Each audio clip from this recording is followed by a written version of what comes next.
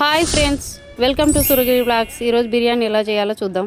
బిర్యానీకి కావాల్సిన ఐటమ్స్: వేయించి పెట్టుకున్న ఉల్లిగడ్డ, కొత్తిమీర, పుదీనా, నిమ్మకాయలు, ఫ్రెష్గా నూరిన అల్లం వెల్లుల్లి పేస్ట్.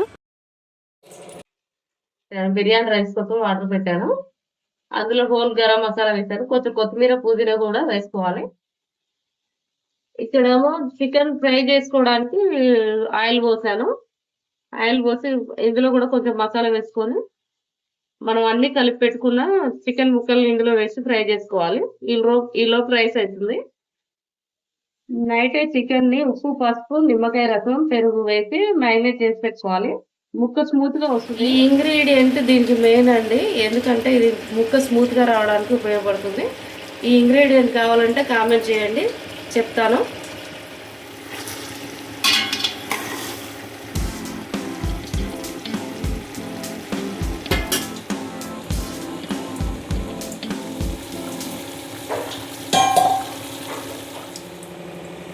ఎసరు మరుగుతుందండి, కాస్త కొత్తిమీర, పుదీనా వేసి రైస్ వేసుకున్నాం.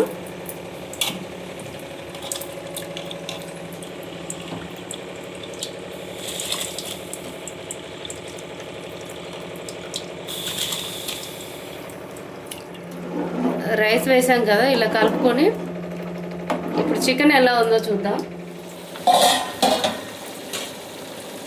బాగా నీళ్ళు కొంచెం దగ్గరికి అయ్యాయండి. ఇప్పుడు అల్లం వెల్లుల్లి పేస్ట్, ఉప్పు, కారం ఇవన్నీ వేసుకొని కలుపుకోవాలి. అల్లం వెల్లుల్లి పేస్ట్ రాత్రినే నేను మగ్గబెట్టినప్పుడు ఉప్పు వేసుకున్నానండి, అందుకే ఇప్పుడు కారం మాత్రం వేస్తున్నాను తగినంత.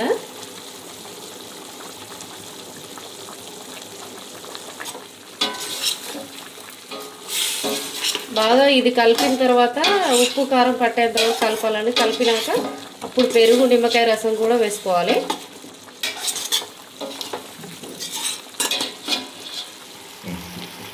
ఇప్పుడు కొంచెం కొత్తిమీర, పుదీనా, వేయించిన ఉల్లిపాయలు, నిమ్మకాయ రసం, పెరుగు కూడా వేసుకున్నామండి.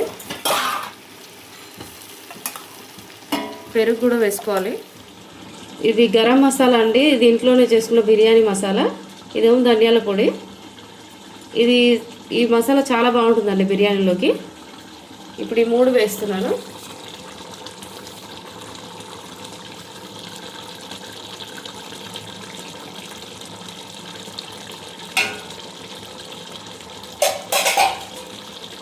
మీకు ఈ బిర్యానీ మసాలా రెసిపీ కావాలంటే కామెంట్ చేయండి, చెప్తాను. చాలా బాగుంటుంది బిర్యానీ మసాలా. మామూలుగా అయితే మనం పచ్చి చికెన్కే మసాలాలన్నీ కలిపి దమ్ పెడతాం కదా, అలా అయితే 45 మినిట్స్ దమ్ పెట్టాలి. ఇలా అయితే 15 మినిట్స్లో బిర్యానీ రెడీ అవుతుంది. ఇంకా ఇది రెస్టారెంట్ స్టైల్ అంటే ఇలాగే ఉంటుంది. ముక్క ఉప్పు, కారం బాగా పీల్చుకుంటుంది. కొంచెం మార్వాడి మెత్తి వేస్తున్నానండి, టేస్ట్ చాలా బాగుంటుంది మార్వాడి మెత్తి వేస్తే బిర్యానీకి.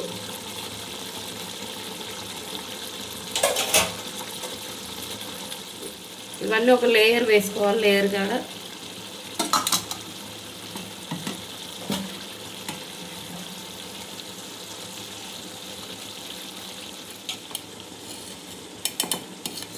ఇది ప్యూర్ నెయ్యి అండి, ఇంట్లోనే తయారు చేసింది. చాలా బాగుంటుంది ఫ్లేవరు. దీని స్మెల్కే కడుపు నిండిపోతుంది మనకు.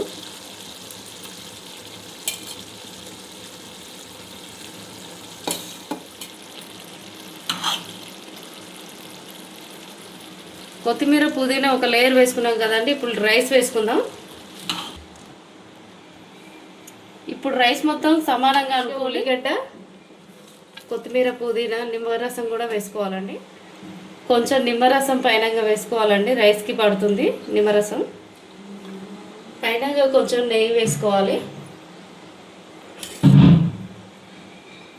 ఇప్పుడు దమ్ పెట్టేస్తున్నానండి. ఇప్పుడు బిర్యానీ ఎలా ఉందో చూద్దాం. చాలా చక్కగా అయిందండి రైస్.